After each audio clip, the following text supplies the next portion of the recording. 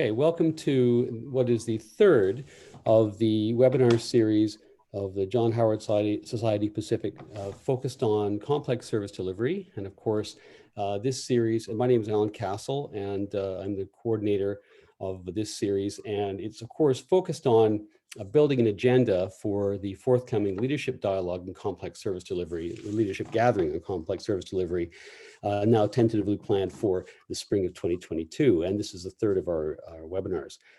Before I go any further, I'd like to invite Mark Miller, who's the CEO of John Howard Pacific, to offer some words of welcome.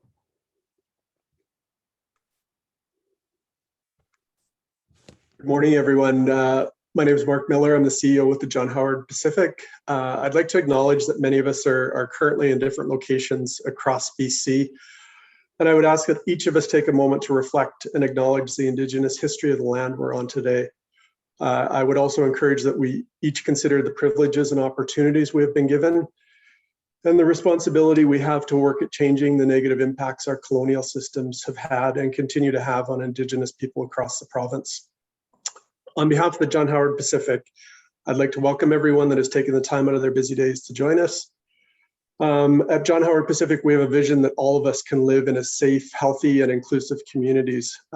This leadership initiative, which started more than a year ago, continues to grow while also continuing to become more relevant and more important than ever before. I want to sincerely thank our participants today. We greatly appreciate the time you're spending with us. I also want to thank our staff for their work in this initiative, and especially our advisory committee that continues to commit time to this worthwhile initiative. I'd now like to introduce Allan Castle. Allan, thank you for continuing to work with us and support these vital discussions. And now over to you.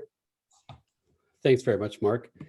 So as I mentioned, this webinar series is linked to the eventual leadership gathering on complex service delivery. And this is intended not to be a sort of one-off to resolve anything, but more to reflect the fact that across the justice, health, and social sectors, there is a lot to be gained from improved coordination, improved collaboration, improved communication about the way in which services are delivered to folks with complex needs. And so to date in 2021, what we've done is we had an initial session early in I think it was January, if I've got my dates right, COVID brain, dealing with the concept of complex service delivery. We then followed up in February with a session which was focused explicitly on lived experience. It was peer-led by Mo Korchinski, who did a wonderful job. And we asked a variety of folks to tell us their experiences of seeking services and the challenges they faced, the opportunities they saw, the recommendations they would have. And I think everybody who attended and viewed and was engaged in that discussion found it to be very fruitful. One of the key themes, or perhaps the key theme, which came out of that discussion was the complex question of substance use. And the story that we heard from all these folks in the panel is that this is not a simple issue, as we know. Substance use can be obviously a barrier to service. It can put one in legal jeopardy. It also is a means of self-medication for people with trauma. It also, in some circumstances, is part of a regular, normal in quotation marks, healthy life. And so how do we understand the role that substance use plays when we're delivering services, when we're thinking about how to align the work that we do, when different organizations with their different mandates, different legislation, and so on, have to find themselves approaching substance use in different kinds of ways. We thought it would be useful to bring in a variety of different service providers who have to confront these challenges and ask them to reflect on this issue. But to start that, of course, we want to have some opening remarks by somebody who himself has lived these very issues. So I'll just give some very brief introductions. Today, joining us, we have Stephanie Macpherson, who is the Provincial Director of Adult Custody for BC Corrections. We have Carrie McCulley, who is the Director of Programs and Interventions within BC Corrections Strategic Operations. Dr. Adam Chodkiewicz is a psychiatrist and a clinical assistant professor with the UBC Department of Psychiatry. Marko Markovic is the owner of the Hub Pharmacy in Abbotsford, and Catharine is the executive director of RainCity Housing Society. And I'd like to thank all of our panelists for joining us. And I'd now like to introduce our key speaker to begin the discussion, Guy Felicella. Guy is a passionate advocate for vulnerable people. He has his own story of addiction, and he's made his story his strength in leading discussions around recovery and harm reduction. We've asked Guy to discuss this key issue around substance use and service delivery to people with complex needs from the perspective of his own experience. He's kindly agreed to fit it in 15 minutes, which, given how much he has to share, is a Herculean effort. I'd like to thank you, Guy, for joining us, and I'll turn the floor over to you. Hi, everybody. Thanks, Mark, and thanks, Allan, and the rest of the panelists, and thanks, everybody, for being here. My name's Guy Felicella, and, you know, I'd gotten into substances at a very early age of 12 due to trauma and abuse as a child. And when those substances started to progress in my life, it brought on a tremendous amount of challenges. You know, obviously law enforcement was one of them. You know, I started to withdraw and isolate because the lack of support and interest in, you know, people often pointed at the substances as being the root problem of my life. But that's just a scapegoat way of looking at things, because nobody asked of the trauma that I'd endured as a child. Nobody thought to look any further of my undiagnosed ADHD and dyslexia that was discovered pretty much 30 years after that. So when you look at those issues that I was dealing with as a young person, and then being incarcerated at the age of 14. So law enforcement and myself, once I was involved in it, was from 1983 to 2013, that I was wrapped up in a cycle of probation, parole, incarceration, and consistently being challenged through the system. The system doesn't rehabilitate. Prison isn't about rehabilitation. It's about incarceration. And for me, I'd always had hopes and dreams of doing something different in prison, but immediately at the end of my sentence was dropped off at a bus stop with a bus ticket, homeless and nowhere to go, no health supports, no connection. And absolutely then, when I reoffended, was punished and blamed for not doing anything different. The system that's in place that exists today in our society doesn't support people. It actually punishes people, and especially for people who struggle with substance use. Now, oftentimes, not only was I self-medicating from the trauma that I had endured as a child, but I was also self-medicating from the underlying learning disabilities that I didn't discover until I was 38. And I remember the conversation vividly, is that someone decided to look deeper than this person's problem isn't drugs. The problem is the underlying issues that aren't getting dealt with. And the punishment of being in prison and incarcerated really withdrew me into a lifestyle of something that I was trying to break free from, but yet the system kept pulling me back into. And even making attempts to go into treatment or accessing health services, again, having a criminal record, a warrant for your arrest, being arrested, trying to access treatment, and then being thrown in prison and not given the opportunity at even addressing the issues that were at hand. And this didn't just happen once, this happened repeatedly for decades. And in the conversation with the specialist who diagnosed me, oftentimes I felt stupid. And you don't share inside that you feel stupid with people, because I'm embarrassed about feeling stupid. And when she diagnosed me, I can remember saying those words to her, that I've just always felt stupid, that I couldn't learn.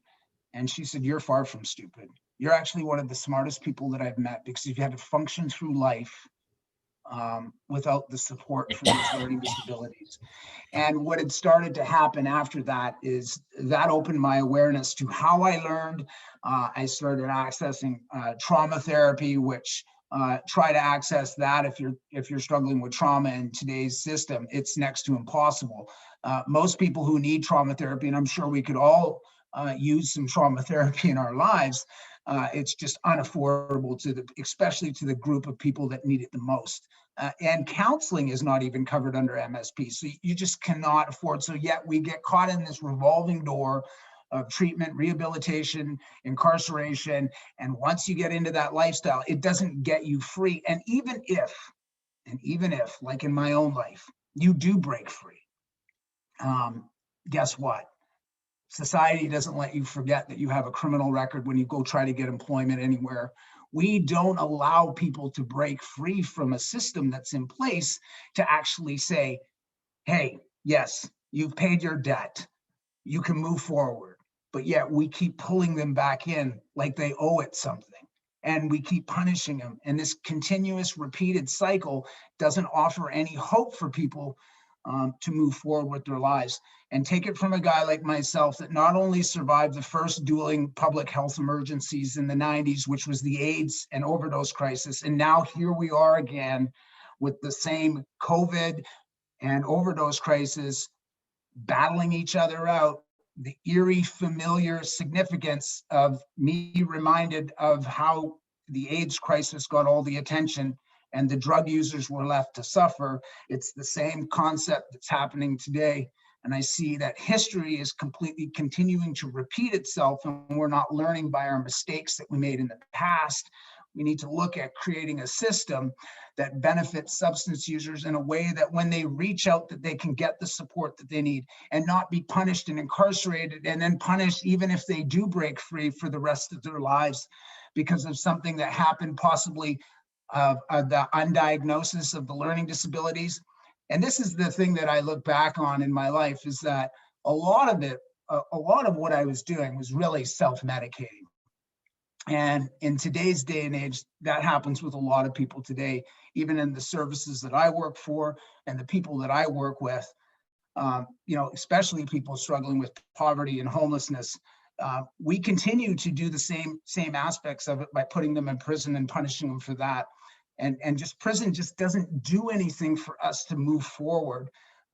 Instead of that, there needs to be something in place that addresses the complex needs of an individual, that supports them. And if this is truly a health issue, like everybody keeps saying to me that it is, then I would say that we need to stop criminalizing people who are using substances and stop criminalizing people who are struggling with undiagnosed learning disabilities. And we need to start supporting people, because if you look at my whole story of my life, that I was punished until about the age of 38, where they started to say, why does he use drugs? I remember the conversation that changed everything, and it was with Gaber Mate in a detox facility, where he said to me, listen, are you having fun? And I said, no, like, this is terrible. I'm struggling. I don't know why. And that's where he said, tell me about your childhood. And I just remember the tears started to go down my face immediately. And it was so painful. I couldn't even say anything because I just started crying. And yet he just said, it's okay. I don't think the drugs are your problem. I think you have underlying issues that just haven't were dealt with. And that was the first time that somebody just didn't point at the drugs, because oftentimes I just kept saying, people have always said I had a problem with drugs. He said, well, I mean, yes and no. The drugs were really what helped you cope. And I'd often said this too, that if I didn't find those drugs at a very early age, I would have ended my life. But then at the end of my addiction, I realized that those same drugs that actually had saved my life were at the same time now trying to end my life. And when you get to that place, it's a very fearful and scary place in a person's world, where you have to make that. I knew I was either going to die in my addiction or I was going to die trying to get out.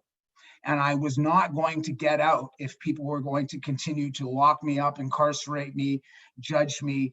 And that was the support. And like I said, for me, I got lucky. I went to an outpatient treatment program and had access to trauma therapy.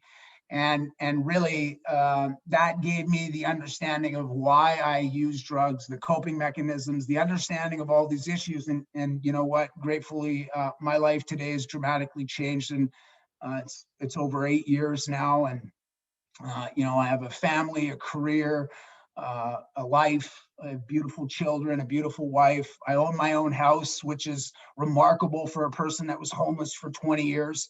And I do anything in my life to try to show that the punishment side of things never changed anything. It just isolated me. And stigma that exists in our society, I want to tell you, it's not the drugs. It's just that. It's just as deadly, if not deadlier, than the drugs themselves. And until we actually address the root causes of the underlying issues of our bad drug policies and our policies and systems in place, we are going to continue to see alarming overdose deaths, alarming people struggling with conditions, homelessness, and poverty in our society. And it's up to us and the people here, not only here, but also our society. It just takes a lot more than going into a treatment facility for 3 months for somebody's life to change. It takes a lot more. It's going to take society. It's going to take jobs to happen for people so that they can gain meaningful employment. All these, and obviously housing, and also the justice system has to look at doing things differently, where we're supporting people instead of continuing to punish them, and not only punish them after their sentence as well, because that still continues to be the crux that exists in our society today. And I just want to say that I'm really grateful to always have an opportunity to speak and to share my experience with others. I hope this has inspired you and inspires you to do things differently, or to look at possibly changing some of the things that you already do or how you look at things. My wife often says to me, I saw past the addiction, I saw the human heart, and I saw that this was a person that needed support and help, and I wanted to support him. And if we could only all look at substance use or people who are struggling with poverty and homelessness and in the legal system is that way, is looking past their circumstances and looking at the person, I think we can just do a better job. We must do better as people, and we must do better as society, and we can. And until we implement these strategies in place that actually works to support people, meeting them where they're at, not where the system is at, I think we can change a lot of things if we just flip the script a little bit on those things. Thanks for listening. I appreciate everyone's support, and reach out anytime. Thanks. Thank you very much, Guy. And I think I speak for everybody. I see the comments already coming in say, first of all, how grateful we are that you're willing to share your story. And I know it's not easy, and I know it's not every single time it's not easy, and we talked about that. So utmost respect for what you're able to do, and you're an absolute inspiration. So thank you so much. And folks, we'll ask Guy at the end of the discussion to reflect on what he's heard in the other parts of our chat. So I'd now like to bring the panel in. Just before I do, I had been given a list of things that I was supposed to mention at the front, and of course didn't mention any of them.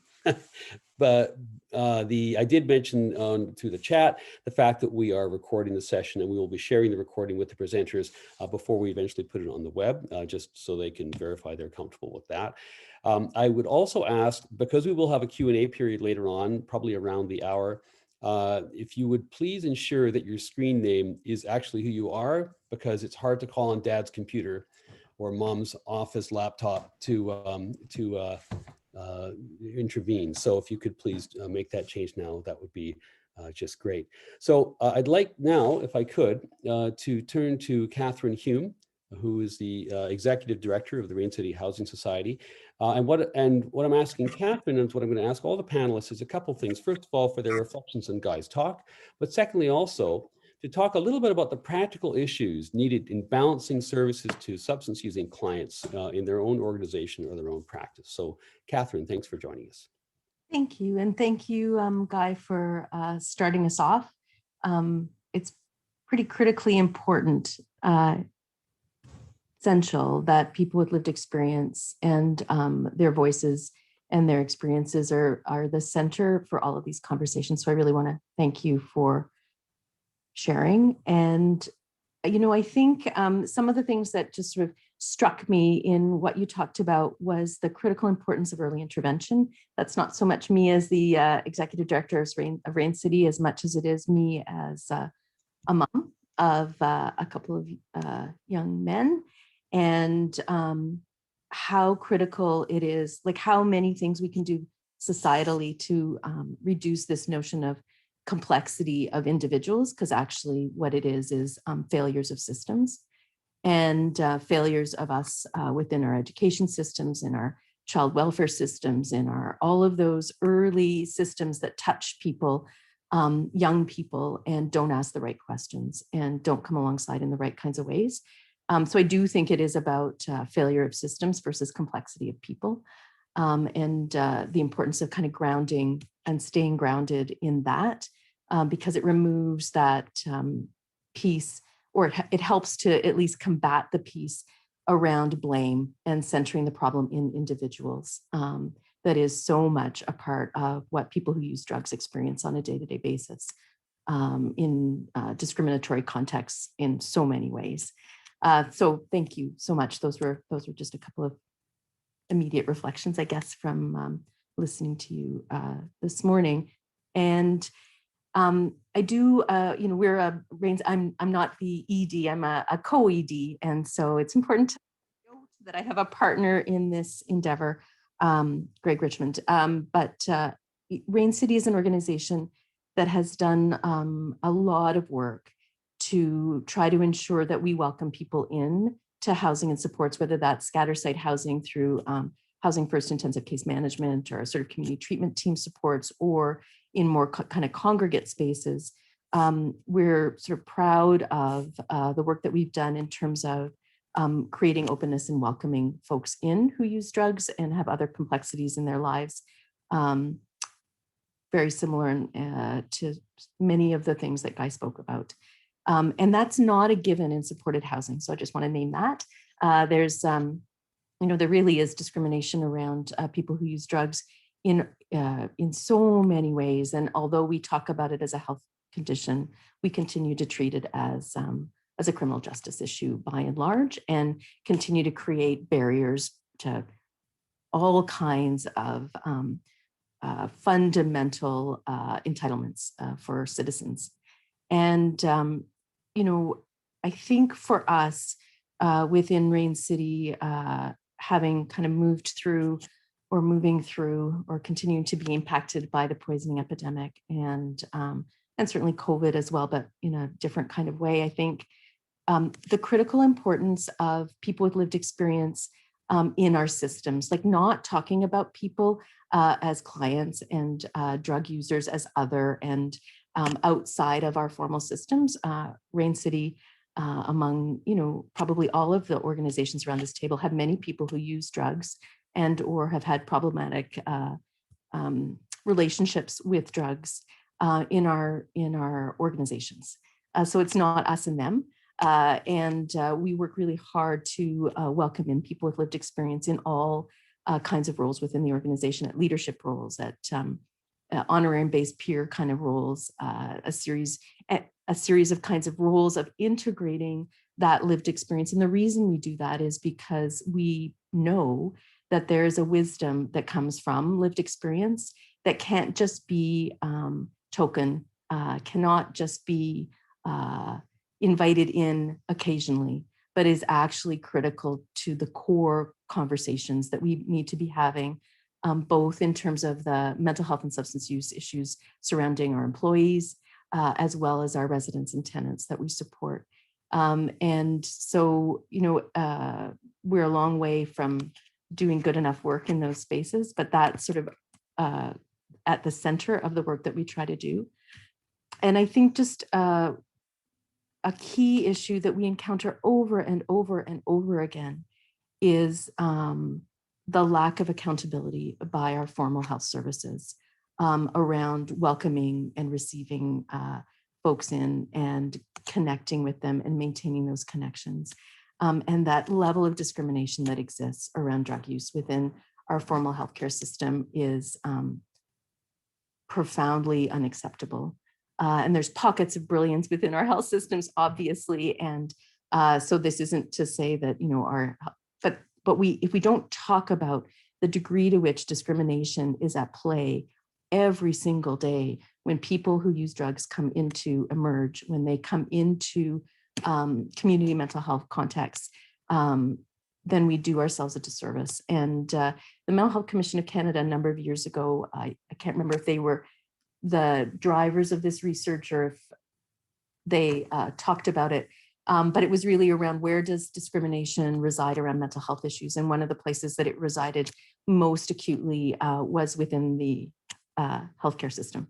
And I would argue, in my experience over these last 5 years with RainCity, the discrimination around people who use drugs that resides in our formal healthcare system, in addition to other systems, is a really significant challenge and a place where we really need to be doing some concerted work if we're to hope to be able to kind of come alongside people and provide the level of service and support that they deserve and are entitled to. Thank you. Super. Thank you very much, Catherine. And now I'd like to turn to Stephanie Macpherson. Stephanie. Thanks, Allan. I really want to thank Guy for his transparency and his vulnerability that he shows when he introduces this topic for us to talk about. And, you know, I reflect back on what you said. You said prison isn't about rehabilitation. It's about incarceration, and where there are no supports and there's no health care. And, you know, unfortunately, I can't disagree with you in terms of that's where we've been.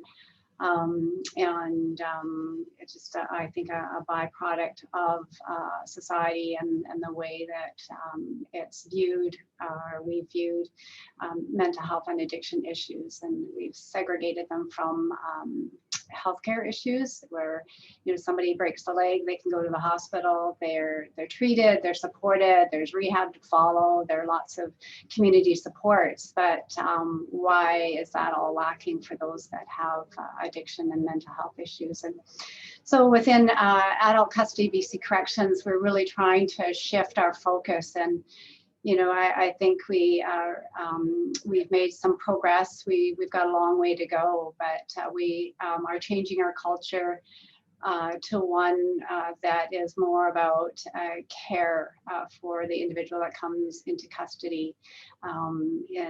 We can't ignore the fact that you know, police are the ones who arrest, the courts are the ones who decide whether the person is a risk to public safety and should be incarcerated. And corrections is the place where they go if the courts decide they should be incarcerated.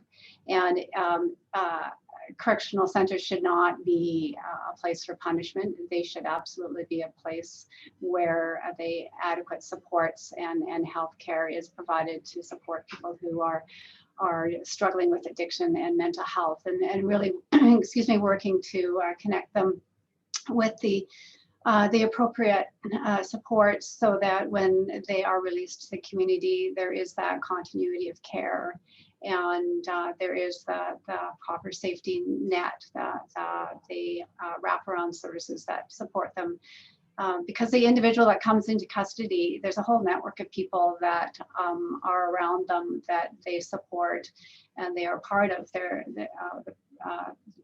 their incarceration impacts their family, their children, their parents, and we really need to do a better job of the case planning and the reintegration planning prior to release. And so in custody, what we are trying to do and educating our staff around trauma, acknowledging that trauma, that understanding the mental health and addiction, and recognizing that the person that comes into our care, it doesn't define who they are.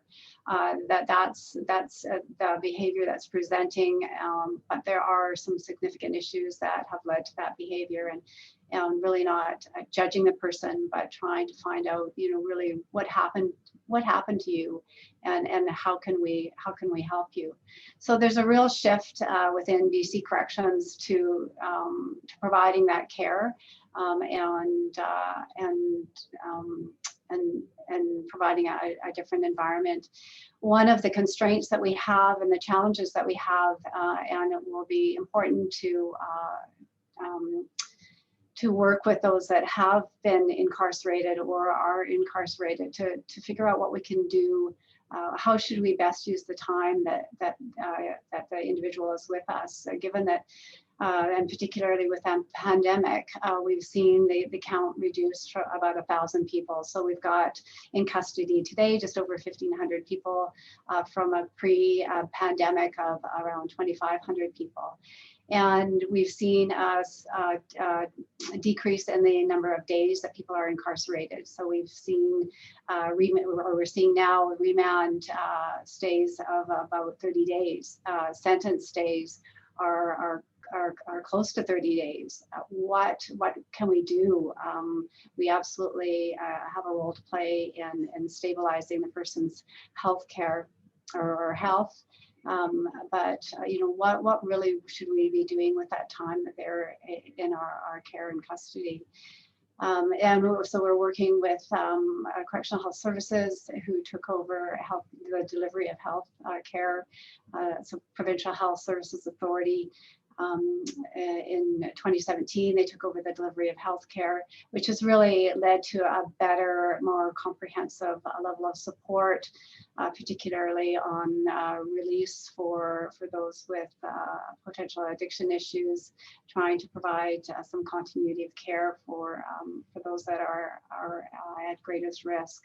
So, so for me, what I'd be really interested in knowing and getting support and working with is how to best utilize the time that we have with people who do come into custody with, addiction issues. So just very grateful to be part of this conversation and wanting to learn more about what we can do to best support the people that come into custody. Thank you very much, Stephanie. And you raise what I think is one of the most remarkable things which has happened in recent years in the criminal justice world, which is this rapid decline in the custodial population during COVID. And in other discussions, I can relate that all across the country, people are grappling with what this means about our assumptions about incarceration in general, what our assumptions were before the pandemic, and where we go from here. So thank you for that. Could I please now turn to Dr. Allan Castle? Adam. Thank you. And firstly, I'd like to, welcome everyone that's here, and also specifically, thank Guy for, sharing his story and his experience. I think it's just so important, critically important, that as we try to sort of implement changes, that we listen to patients that have been through the system, as it were, to learn from these patients and to figure out what we can do better. I've worked in addiction medicine now. This is year 23 for me, and I have my training in psychiatry as well. I'm an American Board of Addiction Medicine diplomat, etc. But where I've really learned over the last 23 years is from my patients. That's where I've learned over the years as what is needed and where the gaps in services are. And over my many years of treating patients, many that have been in corrections, sadly, how Guy describes his experiences is not too big of a departure for patients that I've seen in terms of the background. And the background of many of the patients that I've seen, that have been in corrections that come out, one of the first things that I think the emphasis is on building a trust and a rapport with patients who often have had really nobody invest in them, invested care in them throughout their formative years. And that development of that rapport and trust is an initial step for them to even, for patients to even accept help. I've had many patients over the years that, tell stories of, starting to use, crack cocaine at the age of 8. They experienced, abuses and used drugs, had underlying issues with learning disabilities, ADHD, even mood disorders. And then they get sort of entrenched in this sort of system. And it's hard for them to break out. And I think one of the things that needs to change is the silo that exists in our system. I gave a number of talks for prescriber enhancement, meaning trying to get more mental health professionals involved in prescribing opiate agonist treatment and providing addiction treatment. Because what we see in the community is this siloed effect, where somebody comes, whether they're released from prison or from incarceration, they'll see a doctor, for instance, they could be on Suboxone or Methadone or Cadian, and that doctor will say, okay, here's your Suboxone or here's your Methadone, but not address the other aspects of the patient's care, their underlying history of, trauma, their mood difficulties, their history of ADHD. The patient may be on, Adderall or some medications that a doctor doesn't feel comfortable with. So what ends up happening in these situations is you get this siloed care, where a person can come and get one aspect of their treatment, but not get all the other aspects. And so, the key to providing and getting successful outcomes is to provide the integration of care, where patients that are leaving, that have been incarcerated, that are leaving, have a place where they can go for their addiction. Yes, but that's just not it. They can get their mental health. They can get treated for underlying mood disorder. They can get treated for underlying ADD or ADHD, PTSD, and trauma in an integrated manner by one care professional or a group of care professionals that provide seamless integrative care. Because right now, how the system is set up is this: really, you have to try to find these avenues of care, which really are difficult. And as Guy sort of pointed out, where do you get the counseling? Where do you get, your mental health treatment? And it should be, if you're trying to help and affect change, you have to have that ability and willingness to provide that integrative care. It's akin to, having somebody come out, and I often use this example of coming out of a hospital and getting treatment for trauma, multi-trauma, and somebody saying, okay, they fractured their left arm, right wrist, left femur, right tibia, and only one leg is fixed. And they say, okay, yeah, we fixed up that right leg of yours. Yeah, you're good now. You're good to go. Carry on. But the left leg isn't fixed, the left arm isn't fixed, and the right arm isn't fixed. So how are patients meant to function? And I think those are the various aspects of addiction and mental health and trauma that need to be addressed in order to provide sustainable and positive outcomes. And, later on I can share stories about many patients that I've had that have been, incarcerated for many, many years, and the successful outcomes that many of these patients, in my experience, have. They're working full time. They're, in fact, taking on other patients that I have in terms of at their workplace and helping them. And so, but all that begins, I think, with trust and rapport, but also with that integrative care that's so crucial and important, and to avoid the siloed sort of system that we have, not just for corrections, but for all patients with addiction and mental health issues. So I want to thank Guy again for highlighting these issues, and I'm hoping with the panel and the feedback that we can sort of provide some sustainable change in a place that's well needed. Thank you. Well, thank you very much, Adam. And now I'd like to turn to Marko Markovic. Marko. Hi. Yeah, I want to thank Guy as well. That's a story that we see quite often in community settings with the pharmacies, especially. And one of the benefits of the Hub project and the Hub pharmacy out in Abbotsford was that we've been able to create an integrated program where when you have complex service delivery and everything is segmented and siloed, that there's multiple service providers that they can address and provide appropriate care. So what we see a lot of times in the settings is that client comes out, like a guy said, he has a bus ticket, comes to a pharmacy as a prescription, and he may not be connected to pharmacare. He doesn't have PharmaNet. He has to see a physician, but the physician doesn't have any information on if the client has been on OAT in the past. So, in a lot of cases, you have a person come in, they sit down, they wait for 6 hours because there's no information. And then when they're leaving, if they're not connected, they're asked to fund the medication dispensing, and they simply can't. And there's a lot of anger.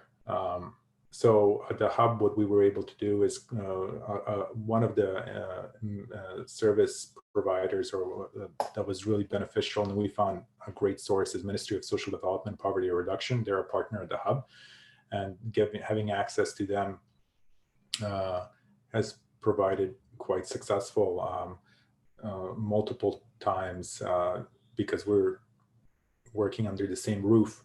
We've been able to connect the client with the pharmacare, so then the doctor will have the MSP or have the medication covered. Adam also works at the Hub, and there was a case very early, about a year ago. This wasn't a correctional issue. It was just a client who was a vulnerable population, and he had multiple issues to be addressed. And I think Adam and I worked with him, and the client, by the end of it, he had a disability package. He was connected to pharmacare. Afterward, so his psych and OAT was addressed. He had a medication dispensed and covered. Then he saw a nurse practitioner for some wounds. He had a housing application. I think he was there for about 2-3 hours. But when I was speaking to the ministry person on site, they said that this would have taken 2 to 3 months to do, and he was in tears of how happy he was. So yeah, integrated services is, I think, to provide appropriate complex service delivery. It has to. A message for me. It has to be integrated. Otherwise, it just becomes too siloed, and you can imagine if somebody comes to either a clinic or a pharmacy or ministry, and they have to go from one place to another, and they were just given a bus ticket, it becomes extremely frustrating for anybody, especially somebody just leaving a facility. So, yeah, we've seen the results and the outcomes of Guy's story. It can be echoed. We've seen it before. That's it. Well, thank you very much, Marko. I greatly appreciate that. And just a reminder to folks, if you're not speaking, please to be on mute, because things happen. And so now I'd like to turn to Carrie McCulley. Recalling, of course, that corrections is not simply about incarceration, but also, for the most part, it's managing and supervising clients in the community. And so we'll turn this over to Carrie McCulley. Carrie. Thank you so much. And I just want to express my gratitude in joining you here today, and as well joining the panel members. I've heard Guy speak in the past, and will continue to seek out those opportunities in the future. And as I reflected on the sharing, there were a few points that certainly stood out for me. Number one is that statement of "I'm struggling and I don't know why," and I take that to heart. And I know that as you know, we continue our work in community corrections and BC corrections, adult custody. You know, we have you know, a commitment to support our clients in the best way possible. So thank you so much, Guy, for sharing, and I appreciate that. It can be a bit draining to do that time and time again. Do know that it does matter and it counts. As Allan had mentioned, I wanted to speak briefly about the experience in the community for those clients who arrive in our offices with probation orders with, at times, some fairly prohibitive conditions. And you know, as probation officers are, you know, looking towards that order, I am also though well aware that they are tailoring their approach. They are looking at ways to ensure that they are, you know, well, it's very much a non-cookie cutter approach, no question. And, you know, immediately there's work that starts on reinforcing that relationship building and establishing goals. And it's becoming, you know, as, you know, our understanding in this work progresses, very much about supporting that client in thinking you know, how they can get closer to those goals. How can they achieve those goals that they've established? And as well, I can also attest that we have been focusing and providing additional information for staff, many opportunities around better understanding the impacts of trauma and how that has not only resulted in the challenges and the person's appearance, you know, before court and appearing then, you know, in front of a judge. Probation order is issued, and now we've got the work cut out for us. And when I say we, I mean client and the probation officer. Many of the individuals who come to this work, all of our staff who come to this work, they, I know I've spoken to many of them over the years. They're, you know, there's a purpose to what they're attempting to do, and it's about supporting change. But there's, as mentioned, aspects to the system which can be challenging. And so what that means is sometimes we aren't able to gain as much traction on behalf of that individual in our care as we would like. There's these abstinence-based programs that are a reality. We have court orders with abstinence conditions as well that can present additional challenges for our clients. And then, as Guy mentioned, there is the reality of stigma that our clients encounter, whether that is trying to, again, establish, you know, their place in the community. They will encounter pushback. And I know our staff will, you know, spend a considerable amount of time attempting to navigate those avenues of care, you know, as previously mentioned. And it isn't an easy task by no means. We're, I think, fortunate in that we, you know, are seeing an increasing amount of employment programs. I'm thinking of some of the partnerships we have with John Howard. We're seeing increasing linkages through BC Housing, but we have a long way to go. And I look forward to you know, conversations such as this and conversations beyond around how we eliminate those silos, how we can better connect our clients, better connect the people in our care across you know, the various different services, resources that they should have access to. So I am, as I mentioned, most appreciative of being here today. Thank you.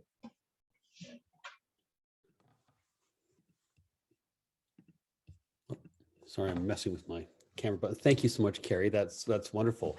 And now I'd just like to mention to folks that we will move to a Q&A session in the near future. But I'm going to give the panel just one more kick at the can here, and we'll do a fairly rapid roundtable. So but while we're doing this, if you, despite the limitations of our two-dimensional world, we do seek to have interaction between viewers and the panel, and that's really the intent. So please do be thinking of questions you might like to ask, and use the hand function if you've decided you'd like to weigh in, and you can either have us ask a question, or if you'd like to be on camera, that's fine too.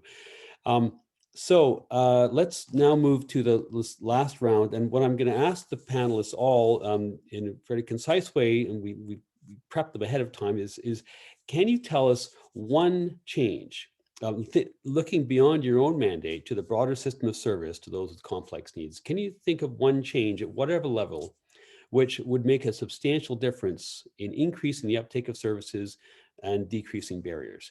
And so we'll go in the same order as we began. So I'll turn to Catharine first. Thank you. I'm going to name three, but I'm going to do them all three very quickly.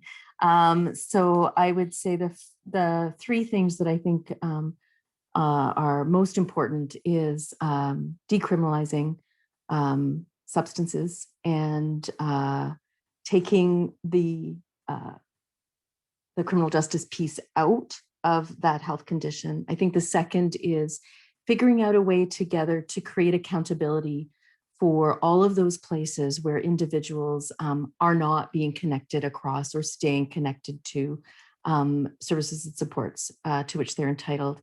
And the third, and perhaps not in this order, is funding for mental health and substance use issues that is commensurate with the burden of disease. So if I were to say those three things, I think are critical.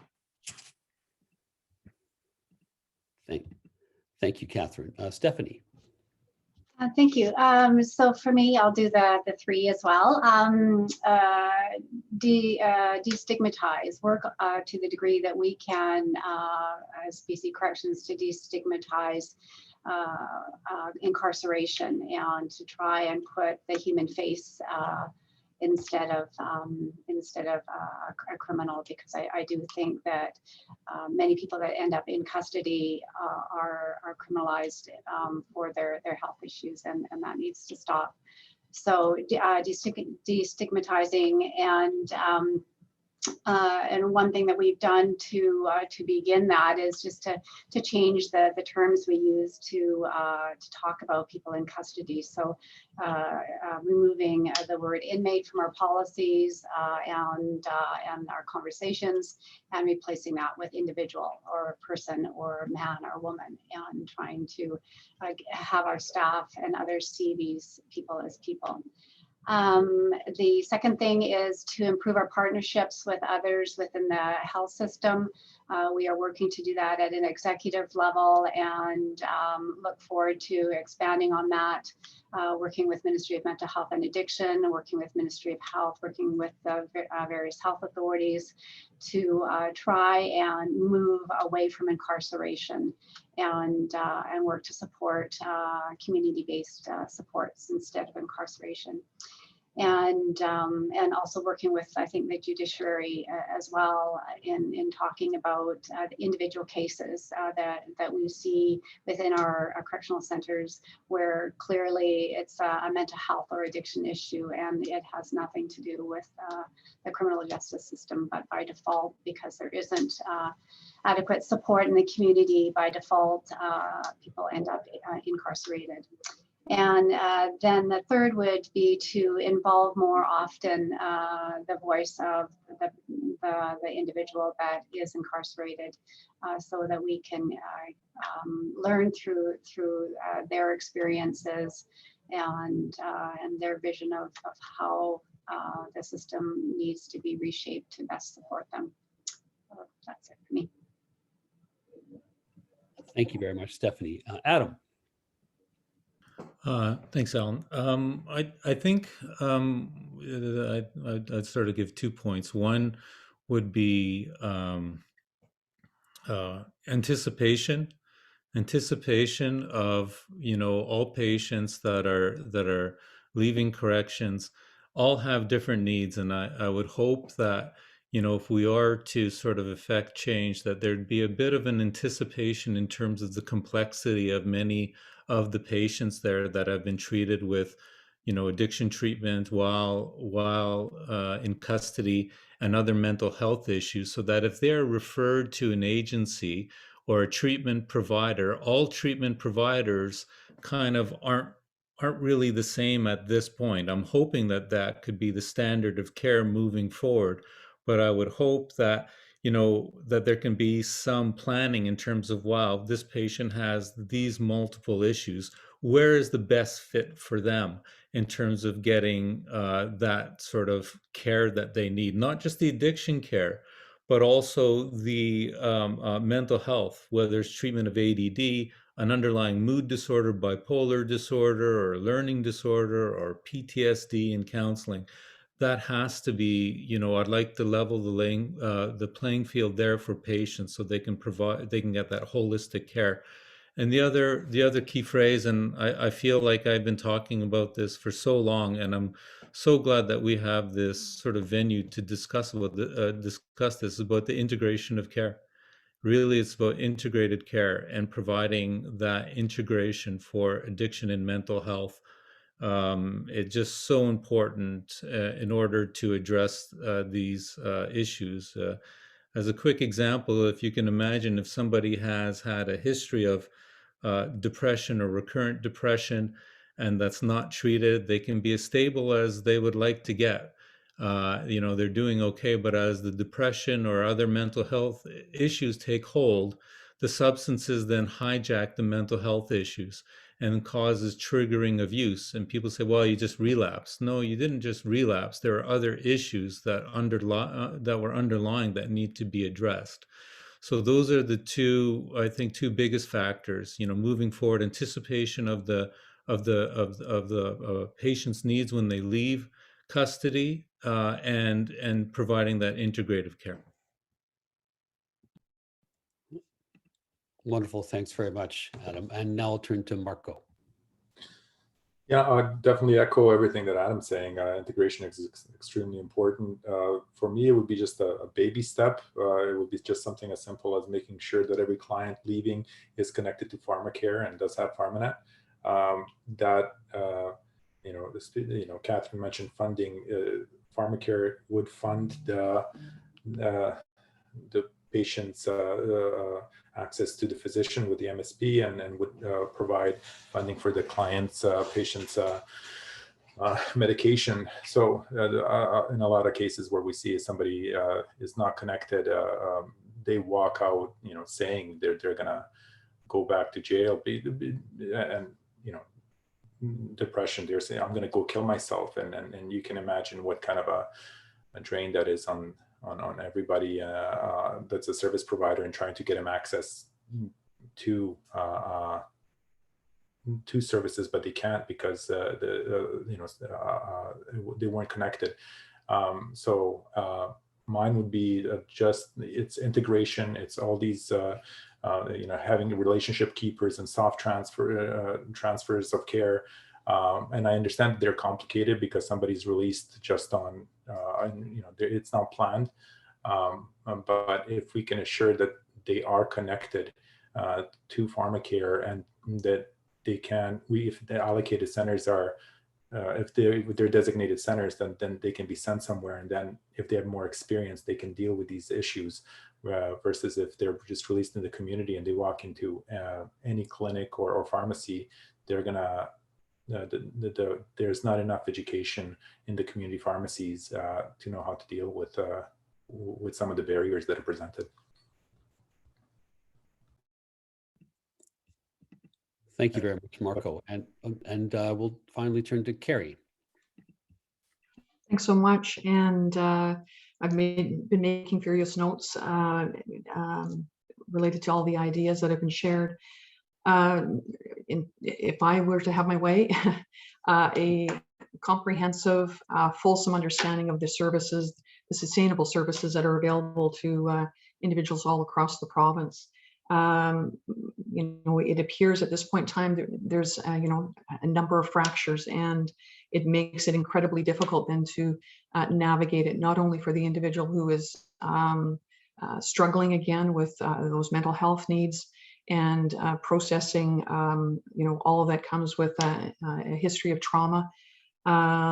Navigators, probation officers attempt to do the best that they can in trying to understand the system and what the services are, to have the ability to partner with navigators and in that, support the connections for clients.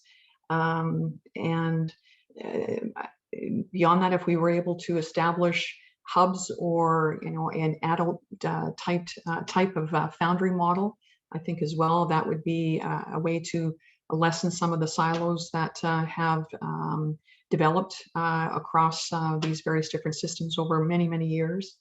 And continuing to listen, count on, bring in the voice of those with lived experience. Thank you. Well, thank you very much, Carrie. Thank you very much, everyone. And as I mentioned, we're now going to turn to Q&A period, and I've got a couple of questions lined up here. I just remind folks, if you'd like to ask a question, please use the hand function, the raise hand function, and we can turn to you. I'd first like to turn to Boyd Peters of the BC First Nations Justice Council. Thanks very much for joining us, Boyd. And Boyd, I think, has a question for Guy. So Boyd, I'll turn it over to you. Yeah, thank you, Allan. I appreciate the work that we do as a colleague and what we did for the BC First Nations justice strategy. And I'm also the director for our Sta'elis Chief and Council also.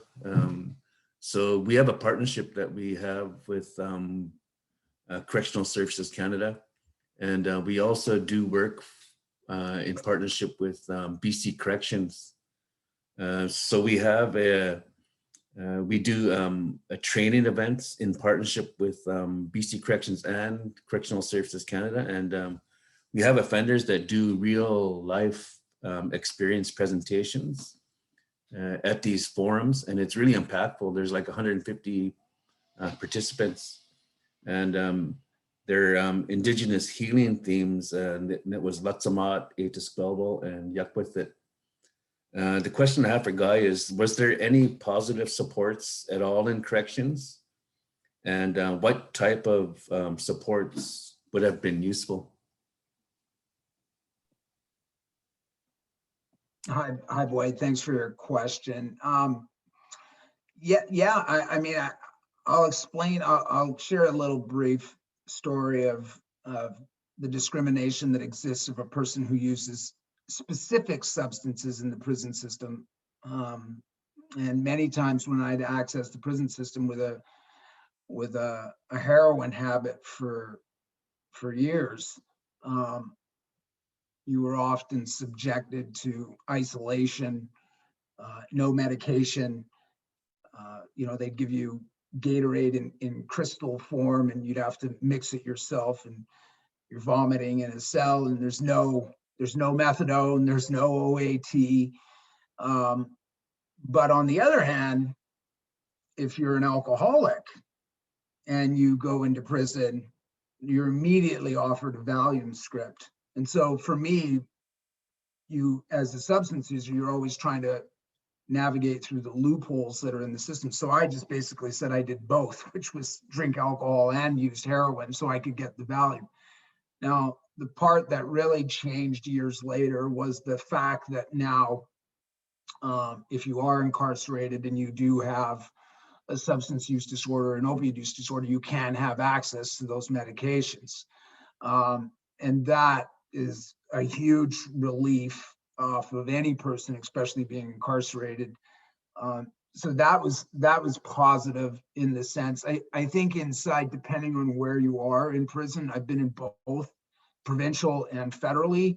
The federal system is probably a little bit more advanced in the fact that you have multiple cultures there, And they have social settings and events where you can have family members and friends come into the facility, and there was powwows, and there was Black inmates and friends was one, and those types of things where you're kind of escaping the part of prison, and it becomes a piece of human connection that people access through these social events inside the prison system. And that to me was huge.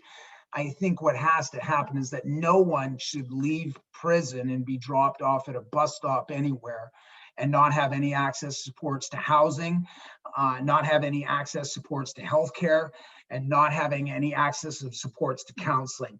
I mean, you're really just may as well hand somebody a handgun when they leave if you're going to drop them off at a bus stop, because it's not going to go and turn out right. And I think if we can get that part more functioning for people who are in the prison system, I think you're going to have a lot of less repeat offenders. And I was really glad to hear that since COVID, there's been a lot less incarceration, which goes to show that society's views on incarceration of being, people need to be incarcerated is really not that viable. And that we can function as a society, with a lot less people in prison. I hope that kind of answers your question, Boyd. Yeah, thank you, Guy. I really appreciate that and hearing about your experiences and what could possibly work better, because for the BC First Nations Justice Council, we want to make it so that we notice that, recognize that the existing system isn't totally working. So we want to do whatever we can to help it. Thanks. That's great. You guys do great work too. Thanks. Thank you, Guy, and thank you, Boyd, for your question. I'd like just to reiterate what Guy said. If viewers aren't familiar with the work of the BC First Nations Justice Council, website's just been updated. There's all kinds of good stuff on there, including the First Nations Justice Strategy, which I recommend everybody, if you're interested in that area of work, please do read, because it's really a game changer. I'd now like to turn to Howard Sapers for the next question. Howard. Thank you. Thanks, Alan, and thanks to the John Howard Society for organizing this panel. My question is to all of the speakers, if any of them have want to weigh in. One of the things that I often hear about, which is a barrier to providing integrated complex services, is the sharing of personal health information.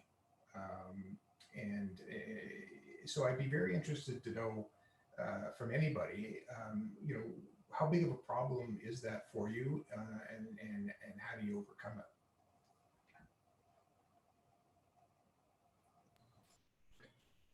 I can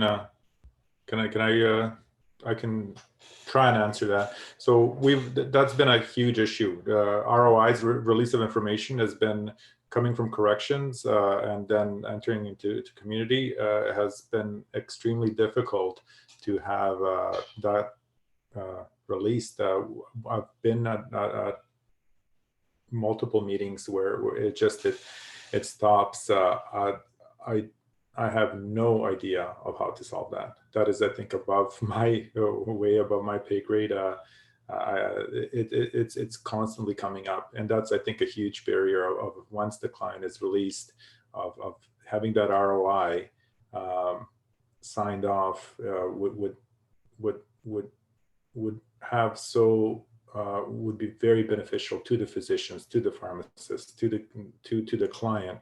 But how having the system set up, that's a huge barrier. Thanks for that, Marko, and thanks for that question, Howard. I think you raised a very key point. I think many patients, when I've seen them in clinic, when they've been, released from corrections, they'll say, well, I'm on all these different medications. I'm on, a medication for their mood, like bupropion. They're on a medication for oat, and they're on sometimes, even a stimulant of some sort. And without the background or collateral information, I think that it makes it a little bit more difficult for, I think, prescribers or physicians or clinicians there to sort of accept people at their face value.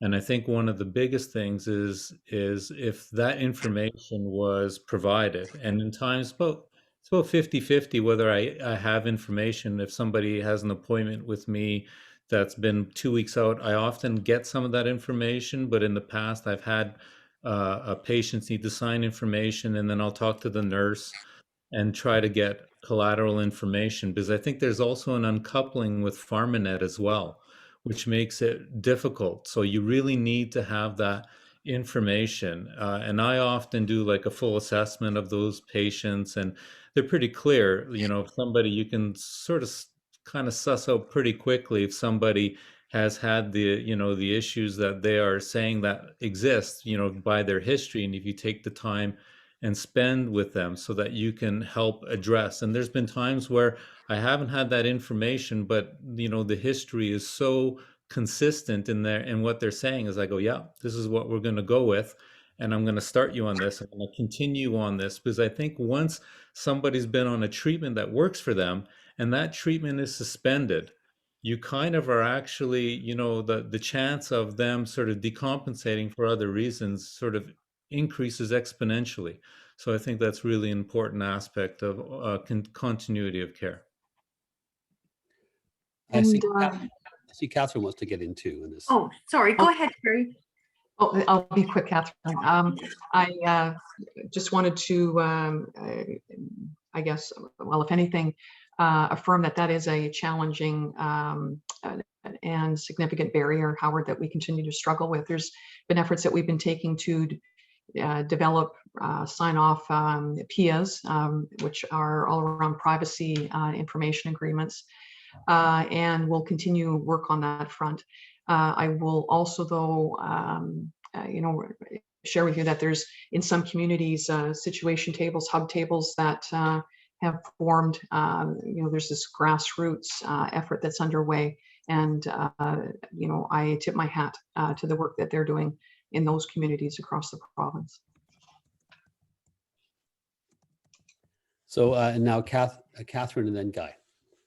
Yeah, I mean, I can't speak from a clinical perspective and around some of those intricacies, I would say, but I can speak to the fact that I think often we don't engage in the right kinds of conversations with people directly. We don't talk to them about sharing of information, their ability to both allow us to and constrain what is shared and with whom.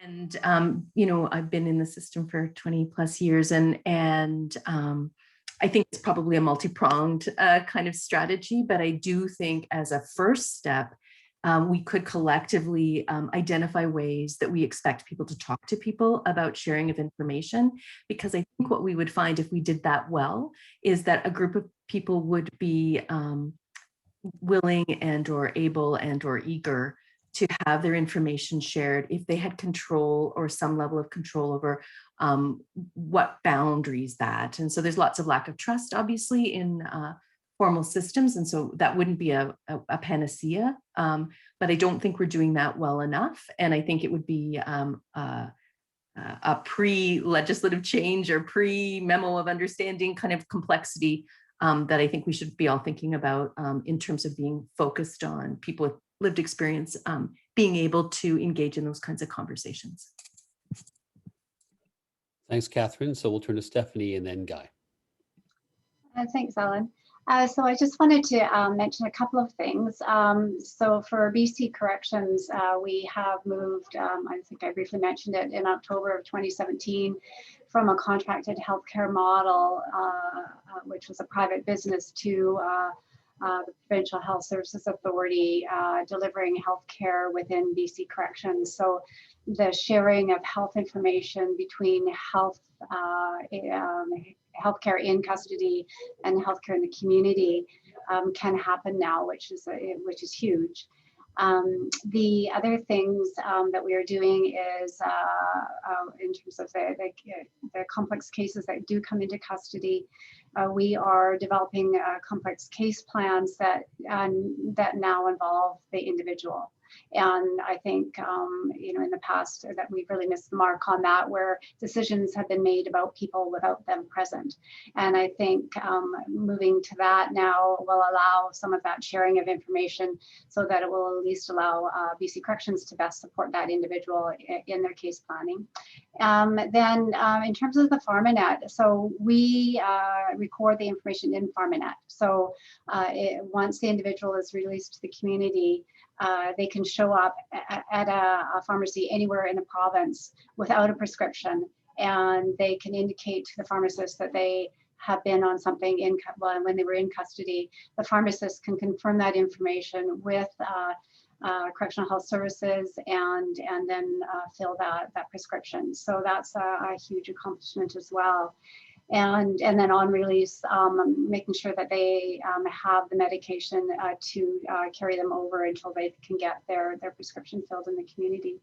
And then the other thing that PHSA, Correctional Health Services, are doing, they've got these community transition teams that stay with the person on release for up to 30 days and can assist them to navigate that really a delicate time period between the incarceration and release to the community.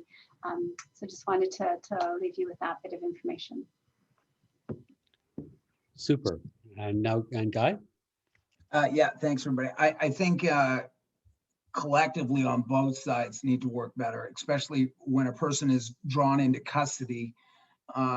Within that first week of being into custody, they should have or speak to a healthcare provider there and access the information of what services they're accessing in the community, and then a contact to that health service in the community saying, this person's incarcerated, we're going to continue the medications along. I think in this day and age where 5 people will die today of a drug overdose, and that risk goes up exponentially when somebody's incarcerated and then leaves prison and not having access to a script. And one of the challenges that I've seen is that many people who do leave prison do not have access to a script. And so they show up or don't show up and use the contaminated drug supply. And 1 in every 10 people in the first year after release from prison are dying of a drug overdose.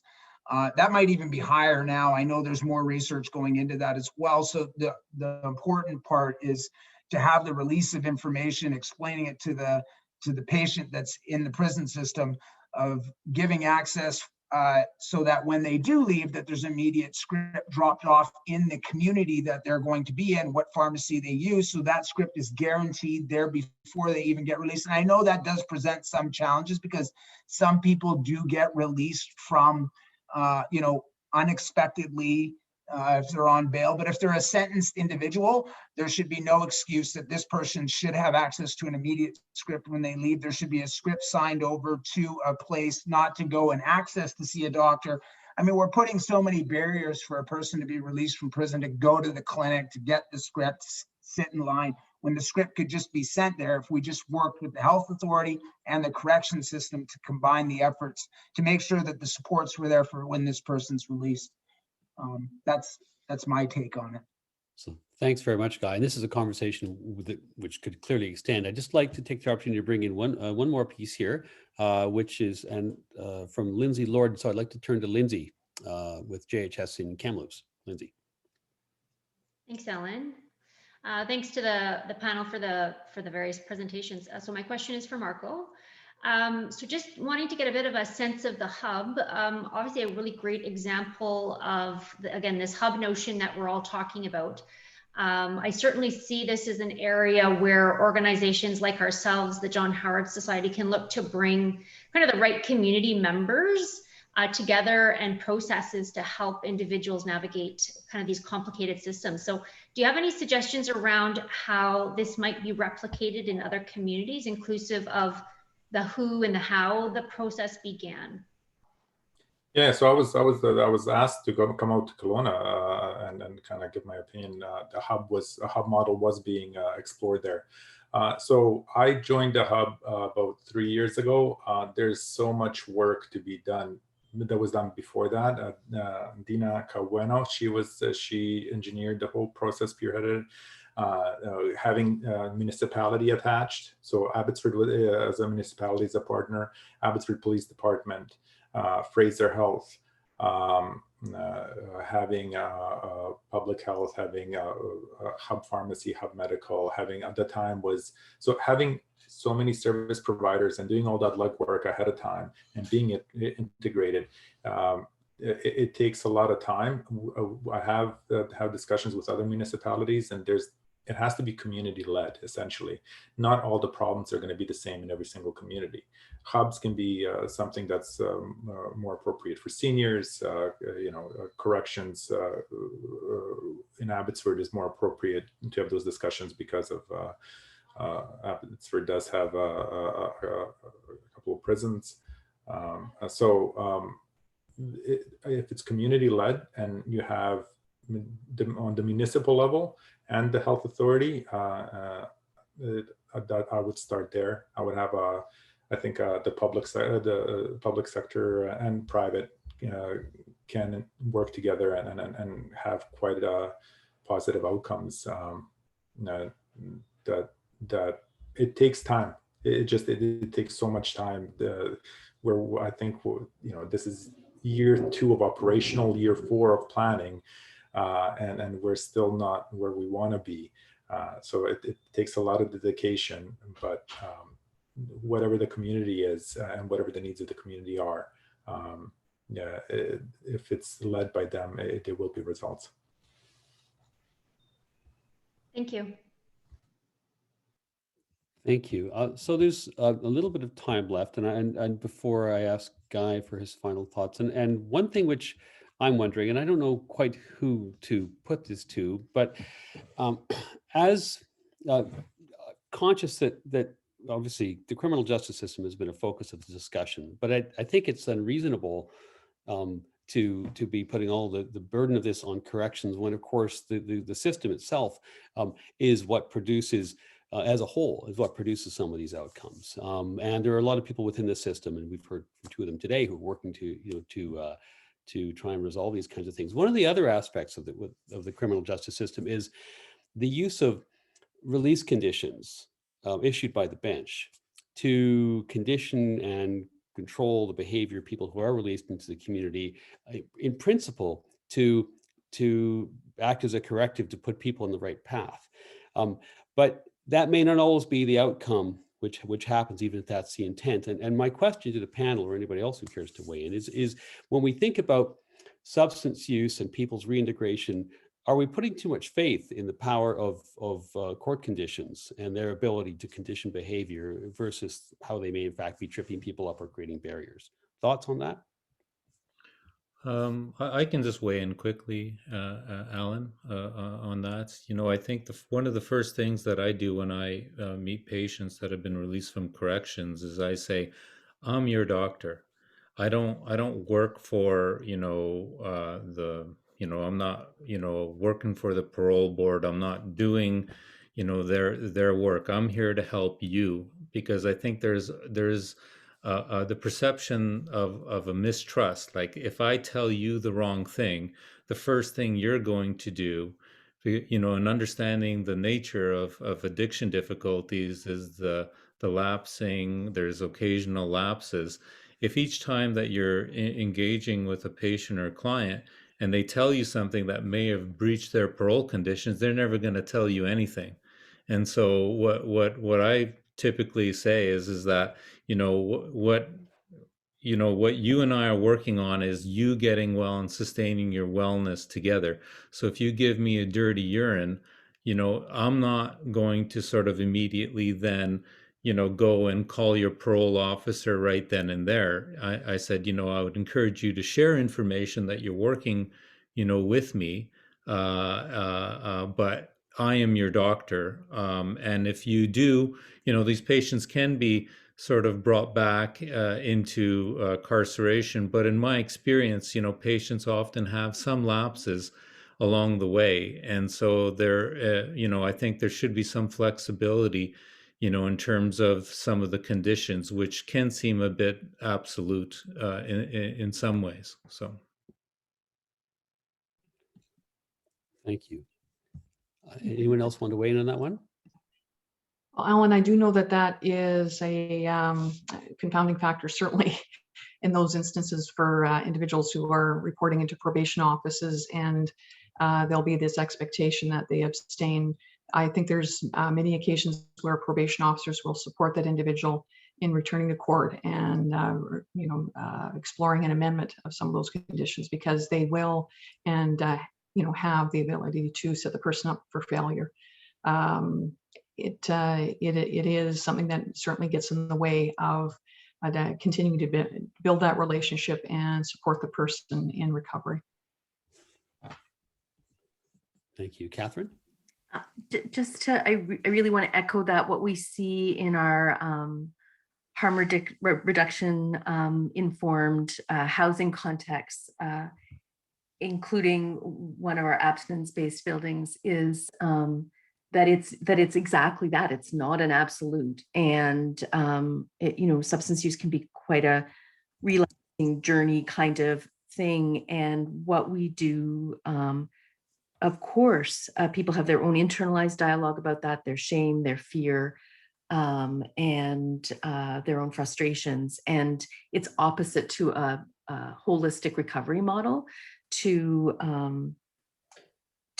silence people, because that's when people then don't get help, and that's when they can struggle quite a bit more significantly. So I just really want to echo, in all of the work that we do at RainCity, my observation has been that part of what we do as formal systems is, in fact, silence people and reduce their ability to engage in help-seeking behavior because of a punitive model. And obviously the correction system is a piece of that, but not the exclusive piece related to that. Thank you very much, Catherine. So now with just a few minutes left, I'd like to turn to Guy to, if you take a couple of minutes just to reflect on what you've heard today, Guy. Thank you. Thanks, Alan. Thanks to everybody. I mean, I think the great thing is that we're all here having the conversation and looking. Obviously, we understand that it's not working. And I think that inspires me and gives me hope that we can come to a place where things can get better. And even in just that last conversation, I think one of the most stigmatizing things for substance users as well is that the lack of trust from the healthcare to the substance user as well.